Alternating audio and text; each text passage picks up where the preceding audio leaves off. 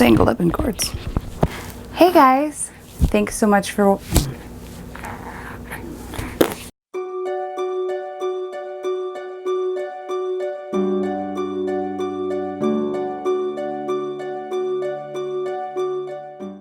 Hey guys, welcome to my channel. My name is Amy. If you are new here, thank you so much for joining us. And if you're not new here, thanks for coming back. Today's video is going to be a story time. We're going to talk about a very special day, and that day is Monsieur Henri's birthday. So I'm going to tell you the story of my natural, at-home, unassisted water birth with my 5th baby, Henry.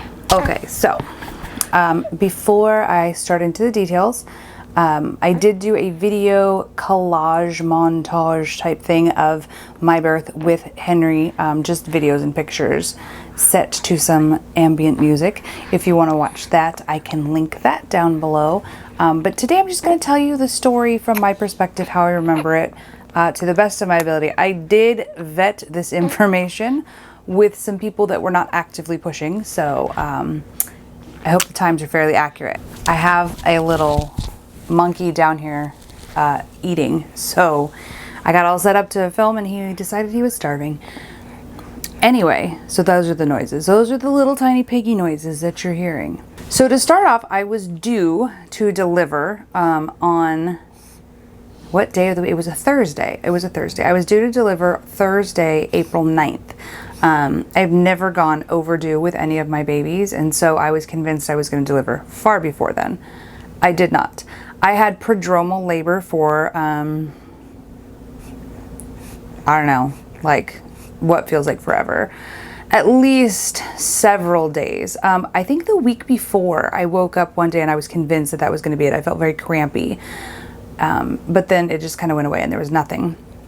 So for several nights and then more early mornings prior to me actually going into labor, I felt very crampy and just kind of like mild Braxton Hicks contractions that were a little more intense, but they weren't painful, and you know, just like some low cramping. No bloody show, nothing like that. Nothing ever came of it. And so when I woke up the day after my due date, I was not really having high expectations. Again, I'd had a little bit of mild cramping, maybe like some Braxton Hicks. They were like 10 to 20 minutes apart, okay? So they weren't close together, but they came like regularly, you know, like they weren't, they didn't space out or stop or anything. It was consistent pretty much throughout the day, but there was just a lot of pressure. There was no pain.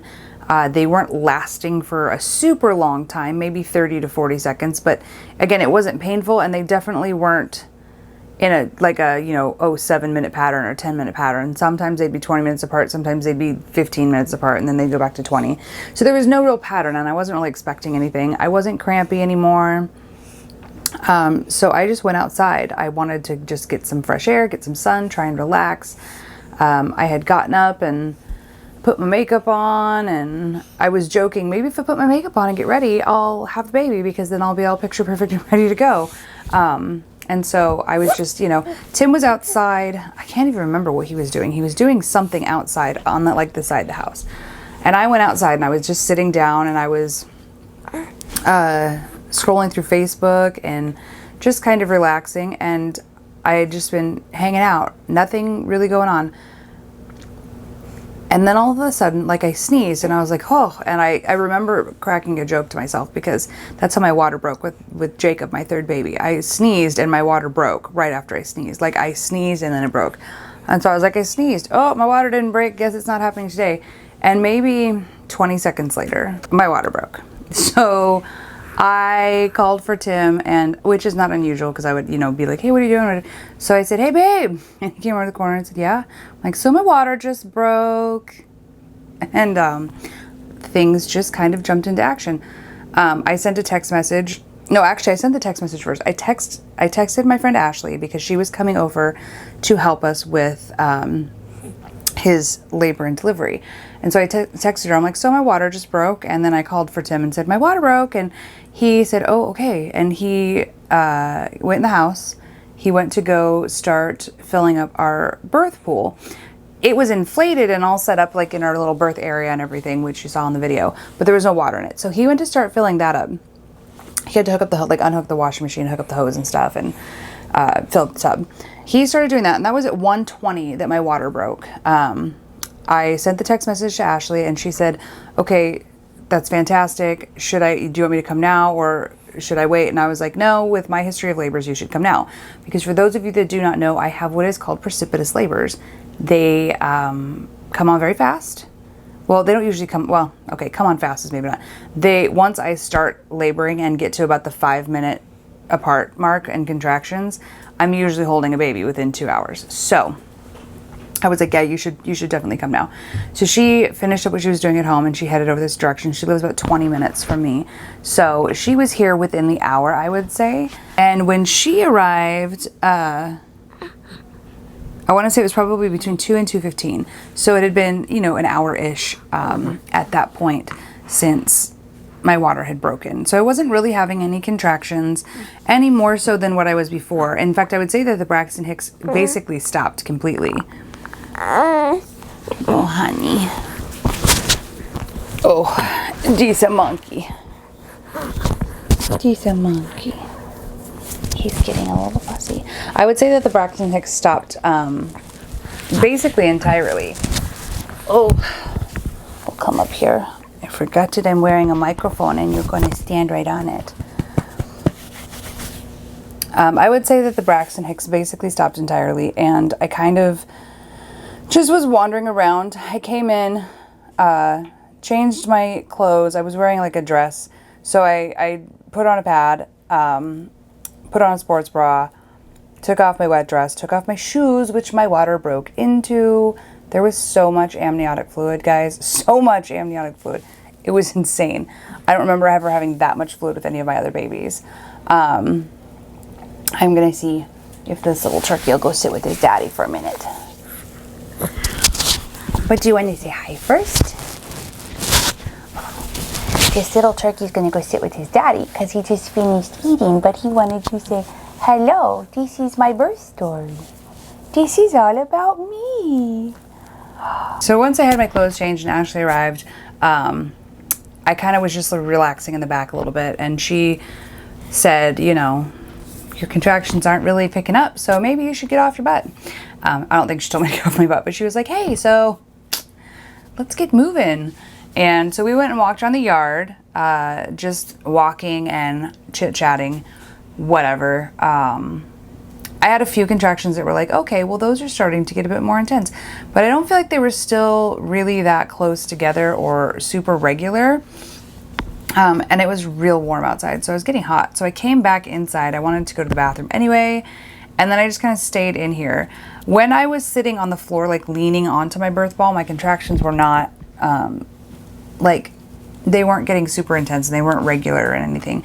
The most powerful contractions I had was when I was going to the bathroom and sitting on the toilet. So it was obviously going to be a better idea to be up than down. So I got up on my birth ball and sitting on it kind of in a squatting position.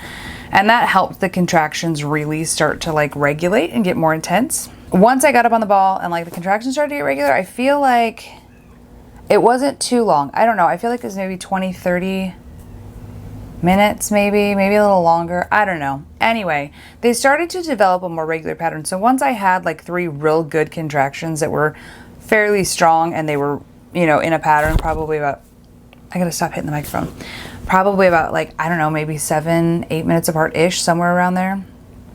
Maybe a little closer.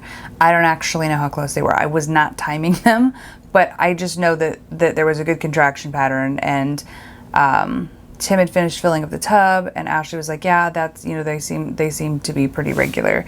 So at about 4 o'clock, I climbed into the tub because it feels so much better to be in the hot water, just kind of floating and relieving. It still hurts, but I feel like it hurts less.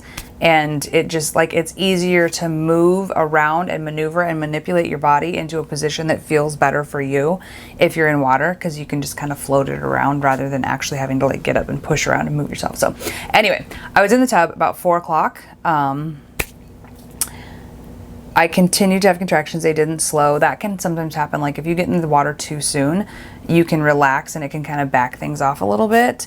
That did not happen. So clearly I was on the brink. I was ready. I don't really waste that much time when I'm having babies anyway. So it was about 4 o'clock that the pattern developed and I got into the tub. Transition started. I entered into transition not horribly long after getting into the tub. I remember going from really intense contractions that I had to breathe through and then cracking jokes in between to not thinking anything was funny anymore. Lily came in a couple times while I was just before I really hit like good transition, and there's actually one point in the video where you see, if you're watching her, she's patting my arm and just being very sweet. She had come in right before that and she said, "Mommy," we had explained to them before, I said, you know, Mommy's gonna make lots of noise, it's gonna be loud.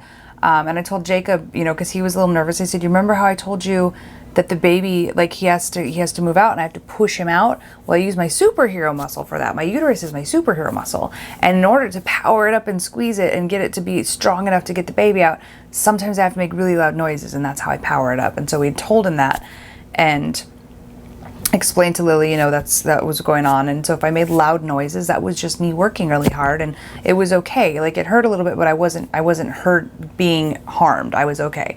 So she came in and I was at that point really vocalizing through the contractions, but still kind of relaxing in between and, you know, maybe making a joke here or there. And Lily says to me, she says, "Mommy, it's okay if you need to make noise, but you need to calm down." Bless her little heart. She's so sweet. So she said that. At one point I was listening to my birth playlist and Dolly Parton, I don't remember if it was "I Will Always Love You" or "Islands in the Stream." Something came on and I remember having a really hard contraction and then taking a deep breath and exclaiming, "Bring me through this, Dolly." And that was probably the last time I thought anything was funny. For some reason also during this labor, I normally, if you don't know me in real life, I swear. A lot. Like I love Jesus, but I swear a lot. And for some reason, when I was contracting, I would almost like, I'd be kind of resting and then a contraction would come and I remember vividly because I kept saying it and I kept thinking, what in the world I kept going, "Oh goodness, oh my gosh." Like it was not characteristic of me at all. And it was so strange. It was so strange. I was joking afterwards that maybe I was filtering myself so that my baby didn't hear me swearing. But I mean, he heard me the rest of the pregnancy, so I don't know why that would have made a difference. Anyway, I did that. It was probably about 20 minutes during transition until I was at complete dilation, I want to say. I want to say transition started probably about 5 o'clock. Like really hard, just like maybe I'm mixing this up. No, that's about right. About 5 o'clock, transition really hit, like in earnest. I was having contractions. I was not talking between them. I didn't think things were funny. There wasn't a lot of break. They were right on top of each other. And so that took about 20 minutes. So at about 5:20, I started getting that rest in between between transition and pushing. Like I kind of had a few minutes of downtime where I could just take a breath and relax and nothing was happening, and you're thinking in your head, okay, why isn't the next contraction coming? I shouldn't have had this much time yet. And then the fetal ejection reflex kicked in. So if you've never had a baby or you've never had a natural birth where you just kind of like flow through it, the fetal ejection reflex is a thing that happens to women when your body basically starts telling you, "Baby's coming out, you're welcome." It's kind of like involuntary pushing. You feel the urge to push, and even if you don't at the end of a contraction, your body kind of does for you anyway. And I kind of really just embraced that this time. Like I've had 5 vaginal births. All of them have been basically unmedicated. With my first, there was a thing where they gave me Ambien and sent me home, and but otherwise, I have, pushed babies out unmedicated. And for the last 2 especially, I had home births that were water births, and those were very much just kind of relaxed. But when it was push time, I pushed. Like, I pushed. When I felt the urge to push, I then started pushing on my own, and I was like, okay, at each contraction I would push. And it was fine. Like, it worked perfectly. This time, I don't know, like, if it was just not, if it was a different experience of not having a midwife present, or if I was just in a different headspace. I don't know. I didn't really push, though. And I don't know if it's also because I was tired. I was like, okay, this is a lot. This is intense. I didn't push as hard. I kind of just let that fetal ejection reflex take over and just do what it needed to do. So I remember, like, the urge to push, and I would get really grunty. There was actually one point where I knew it was time to basically, transition was kind of over and we were going to start pushing, because all the kids had come in to check on me. And Ashley had left the room for a second, and I started, like, I had a contraction. It was one of those really grunty, pushy at the end contractions. And I looked up, and Ashley had come back, and she was like, I thought you were going to have the baby without me. But I remember looking up and saying, well, that cleared the room, because all the children, like, they were there. I had a contraction. I opened my eyes and they were gone. They were like, nope, all done. I quit, which is fine, because we gave them the option. If you want to be present, if you want to be in the room and you want to see him being born, that's perfectly fine. If it's too much, or if it's just overwhelming, you can leave the room and you can go watch TV at the other end of the house where you can't hear anything. It's like, there was no expectation of them except for that they do what made them feel comfortable. So they did. They left. They were like, nope, don't want to hear that anymore. But anyway, so getting back to the pushing thing, I just kind of let him work down. And I remember at one point thought that I felt his umbilical cord next to his head when he was coming out. And so I mentioned that, and we were like, okay, well, we'll just watch. If it's wrapped around his head, we'll just unwrap it. It'll be fine, whatever. So I just kind of labored, and then my camera actually died. I'm a little sad. It died right before, like, his head was out, and right before his shoulders came out, and he actually came out. My camera died, and I'm sad because I wanted to see it from the other perspective. But I remember it very well. I just kind of breathed him down, and I remember there was never, like, super, like, they talk about like a ring of fire, and I kind of felt that, but I feel like because I was breathing him down so slowly and just kind of letting my body slowly push a little at a time, that I never really got that super, super intense ring of fire feeling. But he just slowly came down, and so from about 5:20 to about 5:35 or so, I was just kind of breathing his head down, breathing it out, letting it go slowly. And then we got to the point where his head was out. We could see him, and then it was one last push to get the shoulders out. I think I pushed once, maybe twice, and the rest of his body was delivered. He was born. I remember him floating out, and I saw his little face, and then scooped him up, and he was bigger than I expected. He was born at 5:41 p.m. He felt heavy. He felt heavier than I expected him to. I was holding him up against my chest, and the kids came in and they saw him, and we were just talking to him and telling him we love him, and just kind of letting him acclimate to being outside. I can't remember now. I was still holding him when I delivered the placenta. So about probably 5 to 10 minutes after he was born, maybe 15, I don't know exactly, I started getting really crampy and the urge to kind of push. And so my placenta had detached. So I pushed the placenta out. And then I remember handing him up to Tim and thinking, my Lord, this baby is heavier. Because the whole time I was pregnant, even like my pregnancy updates, I kept saying, I think he's smaller. He feels smaller than Lily. And Lily was my biggest baby at 9 pounds, 3 ounces. I'm like, he feels smaller. I think he's going to be smaller. And I lifted him up, and in that instant, I was like, nope, he's not going to be smaller. This baby is not smaller. He was so heavy. Anyway, I delivered the placenta. It came out, it looked great. It was whole. All my membranes were attached. Everything was there. So there was nothing retained. We scooped that up into a bowl. Tim took the bowl and the baby into the bedroom, because our laundry room is attached to our bedroom, brought him out of the bedroom, or into the bedroom, Ashley helped me out of the tub, got me, I think I might have gone to the toilet, maybe. I don't remember if I went to the bathroom or not. Anyway, I came into the bed. We wrapped ourselves in warm blankets fresh from the dryer, and I snuggled him, and we just hung out for like an hour or so, and then we weighed him.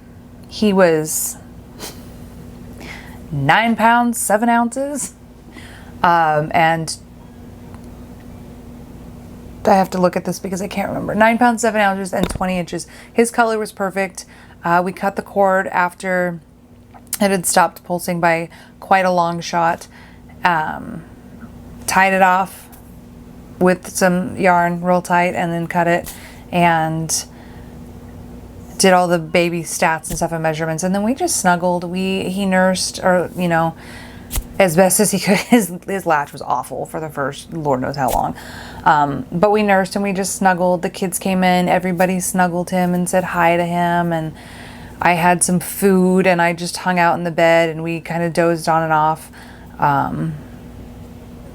Made a few phone calls, just hung out, and then I went to sleep, and that was it. It was beautiful. I thought that it was going to be I don't even know. It was so surreal, because I want to say, like, a lot of people have an unassisted birth, and it's, they talk about how it was transformative and it was amazing and it was so just like spiritual, and I didn't really feel like, I mean, it was. It absolutely was. I think every birth, regardless of how it goes, if it's a C-section or whatever, bringing a new baby into the world is magical. It's always amazing. But I didn't feel like this was special or that different than the other times I had home births. And I think that's because I had such an amazing midwife with the first 2 home births. They were very unobtrusive and supportive. And so I didn't find it that much different having my amazing midwives with me versus having nobody with me, because it was like when I had Jacob and Lily, when they were born at home, it was like having friends with me. It was like sitting in a room with my dear friends who were supporting me, which is what we did this time. So maybe that's why I didn't feel like it was that different. Really, I did sit later and go, oh my gosh, I just had a baby. I just had a baby by myself. It's crazy. We just had our baby in our house by herself. But like my dad said when we were talking about the whole care issue thing and, going to the hospital during a pandemic versus staying home, he's like, well, Tim's seen it 4 times. He kind of knows how to catch a baby. Like, just make him catch. And that's basically it. Like, we've done it before. I've never had complications. This Hegley, I don't even know what that word was. This pregnancy was perfectly healthy. We had no reason to believe there would be any complications. So, I mean, we just did what we've done before, and it worked perfectly. We took him into the pediatrician at 4 or 5 days old. I can't remember. And he was perfectly healthy. She was perfectly in awe of the fact that we had him without being at the hospital. She said it was amazing, super awesome and whatever. And, so yeah, he checked out perfectly. I saw my doctor, I think at 3 days postpartum, and then an OBGYN at 5 weeks, and everything was perfect. He thought the story was amazing. So, I mean, we really had, in the end, after everything we went through and after a few crummy doctors, we had really great support, especially afterwards, just explaining it. Nobody was like, oh my gosh, you can't do that. And I feel like we were surrounded with really good supportive people. So it was a really positive experience. And it was just beautiful. He came into this world with just his family around, and they were all there to love him from the start, which is what we wanted. We did not want to go to the hospital and separate me, especially from everybody, where Tim may not be able to even come in with me until I'm actually in labor. And for me, it was so fast. I was afraid that they would say, well, you have to, wait in the car or whatever until she's ready to go, and then he'd miss it. Or he'd be there and he wouldn't be able to leave because they wouldn't let him come back, or he'd be the only one allowed in and the kids couldn't meet him. And that's just not what I wanted. We've never waited that long. When Emma was born, she was our first. We were together in the hospital. My sister was there with my niece and nephew. My nieces and nephew. My parents were there right after. When Alex was born, my mom was there, and then Emma was able to come in right after. And so they've always been able to meet their siblings very quickly, and everybody's just been able to love on them, and I didn't want that separation. So I'm really glad we ended up doing it the way that we did it. If you are potentially planning a home birth or an unassisted birth, I encourage you to strongly consider it. Do the research. I am going to do a video on how I prepared for my home births, specifically how I prepared for this last birth, which was an unassisted birth, but just preparing for home birth in general, since I've done it 3 times now. So if you want that information, I'm going to do that for you. You can just watch out for that video, subscribe so that you don't miss it when it's posted. But I would just encourage you to do the research, to really search your heart. And if it's something that you want to do, don't let people discourage you. You know, really look into it. It's ultimately, it's your decision. It's your baby. It's your body. You're the one growing the baby. If you don't have complicated pregnancies or complications, history of complications, then I think that, and even if you do, sometimes there's ways to prepare. I just think really looking in and getting the information is totally worth it if you want to have a home birth. So I hope that you enjoyed hearing about baby Henry's entry into the world. If you did, don't forget to like this video so that I know you liked it, and subscribe so you don't miss any future videos. And I will see you back here again real soon. Thank you for joining us. Bye.